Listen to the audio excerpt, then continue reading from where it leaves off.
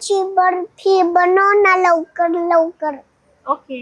आज माझी मम्मा तिळाची बर्फी बनवणार आहे. संक्रांती निमित्त आज मी तिळाची बर्फी करणार आहे. लो फ्लेमवर तीळ खमंग भाजून घ्यायचे आहेत. शक्यतो खवा आणि गूळ एकत्र गरम करायचा, जेणेकरून तो छान मेल्ट होतो आणि करपतही नाही. इलायची पावडर, वाटलेले तीळ आणि अख्खे तीळ असे दोन्ही मिक्स करून परतून घ्यायचे आहेत.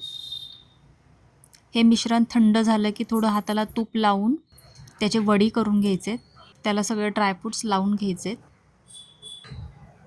एकसारखे स्लाइस करून घ्यायचे आणि अशा प्रकारे आपल्या तिळाची बर्फी तयार झालेली आहे.